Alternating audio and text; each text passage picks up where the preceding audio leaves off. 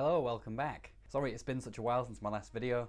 I've got a new job, so I'm in the process of getting set up with that, and I might be moving house soon, so things are a bit up in the air, but I'm hoping to start making regular videos again very soon, and now I'm not working in the evenings anymore, I should certainly have much more time to make videos again properly once I've got myself settled in my new place. Today we're going to be looking at Flowers in the Attic, which is the first book in the Dollanganger series by V.C. Andrews.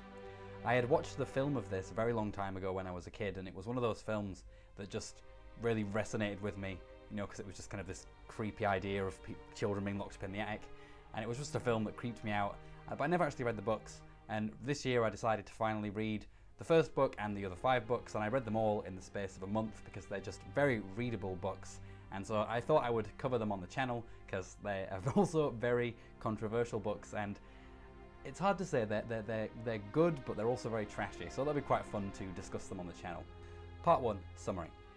In 1957, the Dollanganger family, Father Christopher, Mother Corinne, and their children, Chris, Kathy, and twins Corey and Carrie, live an idyllic life in Gladstone, Pennsylvania, until Chris is killed in a car accident, leaving Corinne in debt with no means to support her children.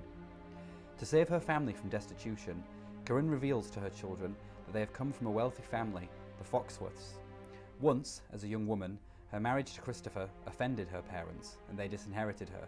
Corinne intends to return to Foxworth Hall, a remote mansion in Virginia, to win her father's love and regain her inheritance.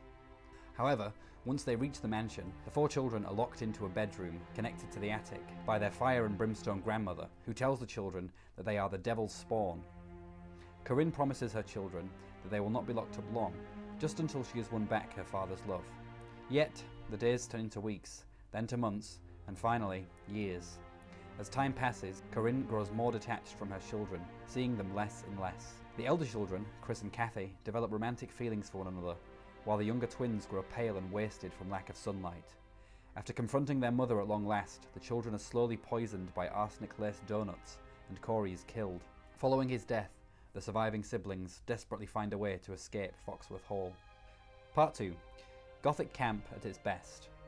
Flowers in the Attic is a book that is a goldmine for basically any Gothic trope from classic Gothic fiction that you could think of. Whether it's the incest theme of the story, which you see in Gothic fiction like Wuthering Heights and The Monk, or if it's things like crazy people locked up in attics like in Jane Eyre, it's all in here, just jam-packed full of it. So if you like Gothic tropes put in a modern context, I think you'll find a lot to enjoy here. It's also got a sort of fairy tale vibe to it, both in terms of the writing style and also a lot of the tropes. You have the mother and the grandmother kind of being an archetype of the evil stepmother, although in this case it's a biological mother, but it's still this idea of wicked mothers doing terrible things to their children, which obviously we all know from stories like Snow White and Cinderella. In fact, I would say that the evil mother is probably the biggest theme of the whole Dollanganger series. Whether that's Olivia, the grandmother, who is a incredibly religious, devout woman who hates her daughter, is jealous of her beauty, and hates the children, the fruits of her sin. And I see Olivia as being that evil queen from, say, Snow White, who is this old crone who's got the young stepdaughter Snow White who's beautiful, and she's incredibly jealous, and so obviously she wants to ruin her life. And then you've got Corinne, the mother of Kathy and Chris and the twins, and she isn't quite yet getting to the evil queen status, but essentially the story is like a transition phase for her. She begins as a loving, beautiful mother, but as the story progresses, she becomes the dark evil queen. There are definitely some evil men in the story too, but what's interesting about the Dollanganger series as a whole is that even though some of the men are big antagonists, they tend to play a bit more of a background role, especially in this first book. You have Malcolm, the grandfather, and it's basically because of him that the children are being locked in the attic, because Corinne doesn't want her father to know that the children exist. And yet he's very much a background figure. He's bound in a wheelchair after having suffered a stroke. You don't really see him very much in the story, and he's just always this background presence rather than a kind of upfront antagonist in the way that Corinne is more upfront and in the way that Olivia definitely is. So I found that an interesting part of the story. It's definitely, you know, definitely are evil patriarchal figures, but it really is the mother that is the kind of big figure that you really notice and who commits most of the evil in the stories. But we'll definitely get to talk about Malcolm later on in one of the later book reviews, where he does appear a little bit more and we do get to see him in action. So despite all this kind of, you know, grand background and all these Gothic and fairy tale tropes, One difference maybe between those classics and V.C. Andrews' work, and especially Flowers in the Attic and the series, is that it is quite campy, and I don't mean to say that in a bad way. I just mean that it is very over the top and ridiculous, and Flowers in the Attic is probably one of the more grounded books, but it certainly gets more ridiculous as it goes, and I'm really looking forward to talking about how ridiculous it does get later on. But even here, the characters are just over the top. The way that they speak to each other, sometimes they go on these big rants, it's just ridiculous. Everyone is just really extra, and the premise of the story itself is kind of absurd. You know, these children are being locked up in the attic, and we know in the story that the servants don't know that the children are there. So you would just think that if they really wanted to get out of there, they would just make a load of noise until the servants came, and then they'd be free. But, you know, and it's things like that that sometimes, with this book and the later ones, you know, suspending disbelief is quite hard. But then at the same time, there is something about this book in particular that just, I always just am able to suspend disbelief. And I think it's just something about the premise of the story. The idea of these children being locked up away in the attic and having to create this fantasy world, and Kathy and Chris becoming surrogate parents to the twins. It's all just got this element of fantasy to it anyway, and it's so strange that you just keep wanting to turn, you know, you want to turn those pages and keep reading the book. So although it is over the top, although it is kind of bizarre and in some sense not very believable, the premise of the story is just so interesting that you just can't put the book down. And I think that is why the book is so successful. It's just got a really good premise that's bizarre, and V.C. Andrews just runs with it, and it works. Part 3, Dreamy Prose. V.C. Andrews has a very distinctive writing style, and I knew this just from, you know, the first couple of chapters of the book, but what made her writing style even more obvious to me was when I got to the final book, which is a prequel, which wasn't actually written by V.C. Andrews herself, it was written by a ghostwriter. I really noticed then how different her writing style is compared to that book. It's a very distinctive style. In terms of whether it's a good style, I can't say, you know, the jury is a bit out on that. I think that there are some elements to her writing style which are quite interesting and unique in a good way, and then there are some bits that don't quite work. I think her dialogue especially is where she tends to lose me a lot. The characters speak in a very stilted kind of way, especially the kids and the young kids. She really is not good at trying to, you know, put on that baby voice. You know, little kids do obviously talk differently to adults, but you know, they don't literally go goo goo gaga, you know. So she doesn't do dialogue very well. The prose itself, though, is quite interesting. It has this sort of dreamy quality to it. It's sort of, I want to say childlike, but not in the sense that it's simple or basic. It just has a certain innocence to it. And I think this very much ties into what I've said before about, you know, the book having these fairy tale elements to it. It really does feel like that, not just in the content and the tropes, but also just in the writing style that Andrews has. And I think that that's actually what's missing a little bit from the last book, is that because the prose style is lacking, that sort of whimsical strangeness to the book is lacking a little bit. And I think that atmosphere is something that, again, really pulls me into the story and makes me really enjoy it.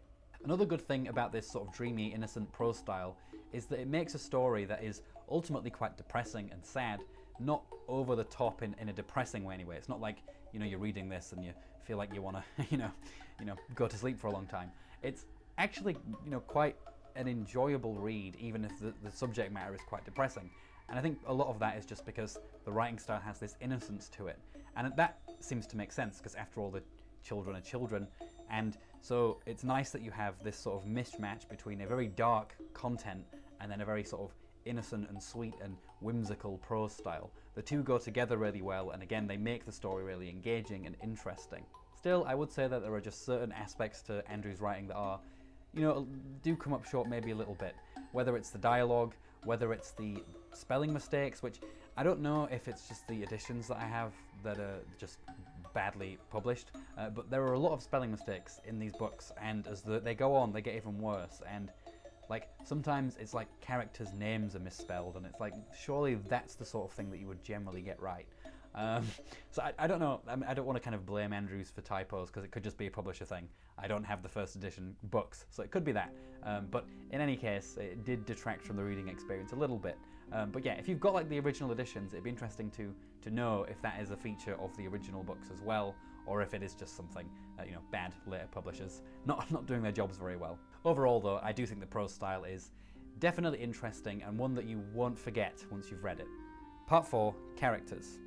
I think the characters of Flowers in the Attic and the Dollanganger series as a whole are what ultimately draw you back to it, because They are so over the top, and in some sense they're simplistic, but in other senses they actually are quite complex. More complex than you would think for a story like this or a series like this. On the surface, the Dollanganger family are these pristine, blonde, beautiful, archetypal, perfect family. They live in the suburbs, they're reasonably well off, it's all wonderful.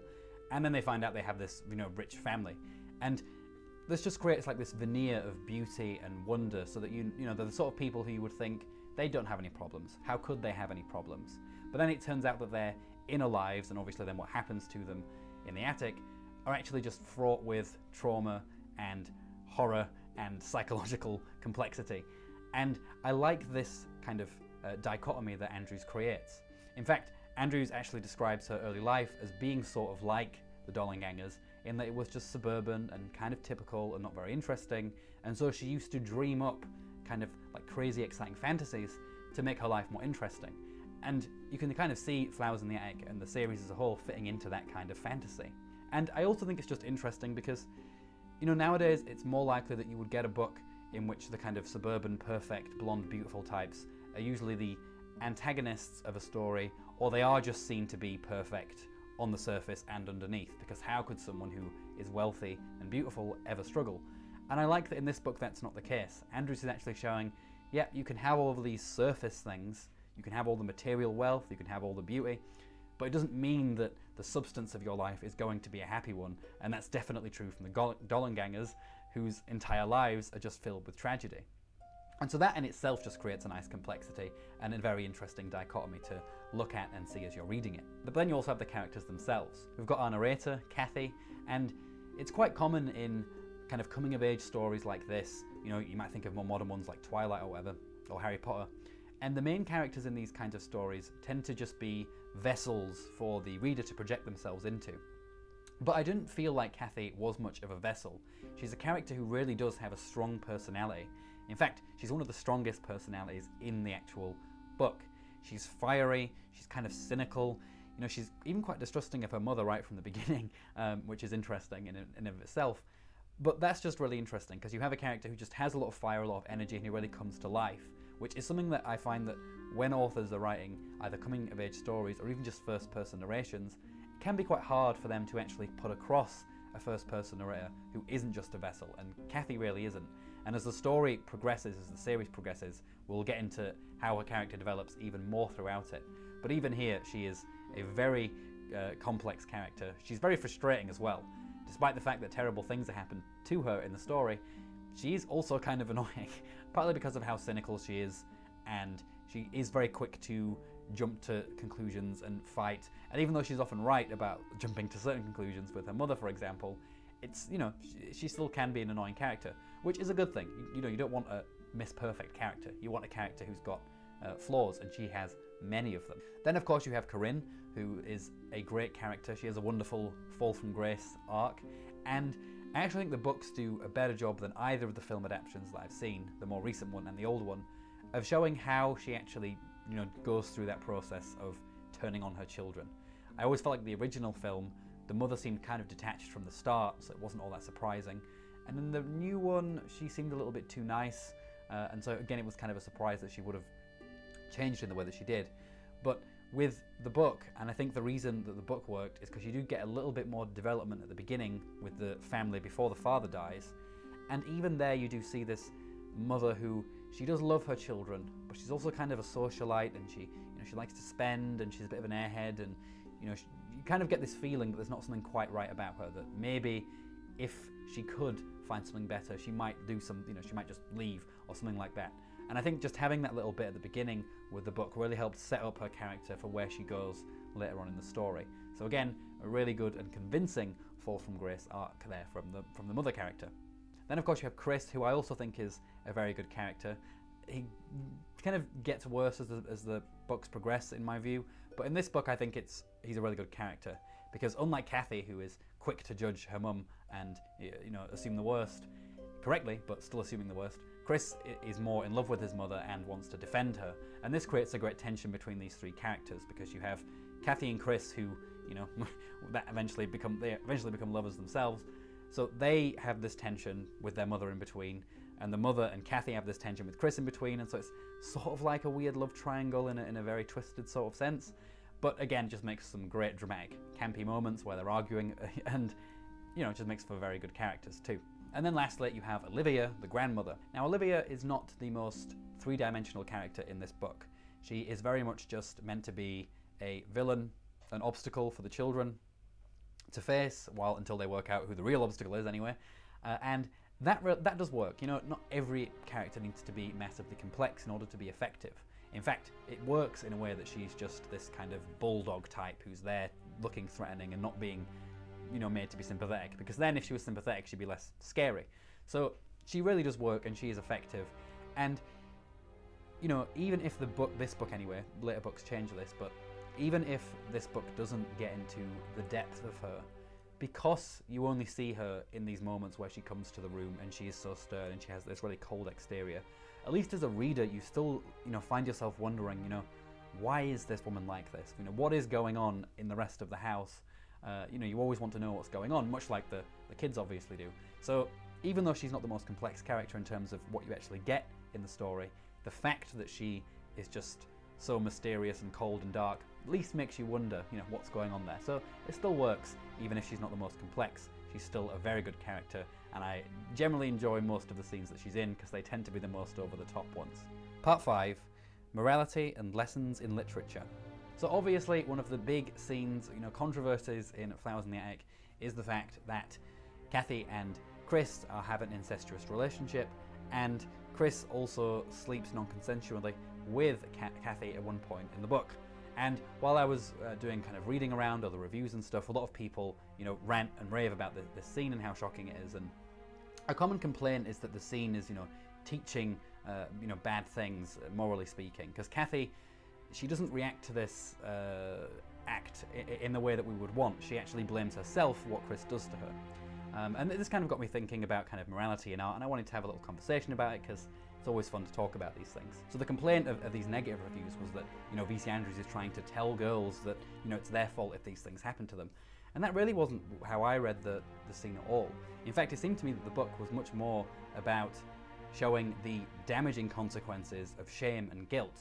Kathy and Chris as well, they have been shamed you know, consistently for nearly 3 years by the grandmother, you know, who says that they're the devil's spawn, they are evil, they're the products of sin and all this, and that they're going to tempt each other, and ultimately, you know, everything's going to turn out badly for them. So it's no wonder then that Kathy reacts in the way that she reacts to that happening to her, because she's been taught to see herself as evil and corrupting. And so you shouldn't see this scene as like a lesson that you're supposed to learn, in the sense that you're supposed to agree with Kathy just because she says those words and she's the narrator. Instead, it seems like what you should think is, isn't this tragic and horrible that that is what this upbringing has done? And this seems to fit very much into what V.C. Andrews has said herself about the book. She's a woman who, although I think she was religious, was very much against organised religion, precisely because of this kind of effect that she was worried about. And that obviously is playing a role here in the story. Another thing that she said, though, which I thought was interesting, is that people really shouldn't try and take lessons from her book, and that if you're trying to find lessons from her book, you're kind of missing the point of them. So this is what she has to say. I write mainly to entertain. I don't think people want moral lessons. In fact, they come up to me and say, "You never make a moral judgment." That is one of my assets. Readers like that I don't say whether I'm for it or against it, but if you read between the lines, you can tell. I like this because it, you know, partly captures my own philosophy of literature and art in general, which is that, you know, artists shouldn't really be telling moral lessons by and large, and that art is more about just the imagination and creating something with your imagination, no matter how crazy or dark or twisted it may be, and that you're doing something wrong as a reader if you're trying to learn something from the work of art or trying to be taught a lesson. And I know that's reasonably not what a lot of people think. A lot of people do like to think of art and literature as teaching them things, and that's just not something that I hold. Maybe that's something I can do a series on in the future if you are interested in that kind of topic. But yeah, I just thought it was an interesting thing, and although, you know, The Flowers in the Attic is not like a classic in the traditional sense, it's certainly a book that has had a massive impact back in its day, and it's one that people still make adaptions of, still talk about. So that would be interesting just to open up the debate for this topic. What do you think about the scene in the story? What do you think about that kind of thing in general in literature, because it is quite a common trope? And also, what do you think about what Andrew says there about her own work and not wanting people to necessarily learn lessons from it. Part 6, conclusion. Overall, I think Flowers in the Attic is definitely a book worth reading. Yes, it's definitely trashy and over the top and sometimes hardly believable what's going on in the story, but it also is quite an interesting work. Whether because of what it explores and the themes and the elements to the plot, whether it's just because of the strange writing style that V.C. Andrews has, her characters, it's definitely an entertaining book, and so it just kind of hits all the buttons. It's not the most deep thing in the world, that's for sure, but it's certainly not boring and uninteresting either. So it's definitely worth a read if you haven't read it, and even the rest of the books in the series, I would say, are also pretty good. I got through the series in a month or maybe 2 months, so I read it pretty quick. Very readable stuff. If Andrew said that her job was to entertain, she certainly did that with me. Alright, that's it for this video. Let me know what you think of Flowers in the Attic down in the comments. Don't forget to give the video a like and subscribe to the channel if you haven't already. With any luck, I'll be back with my weekly videos, hopefully starting from now on, but we'll see how that goes, and who knows, maybe the next time you see me I might be in a different room. Take care everyone, ta-ra!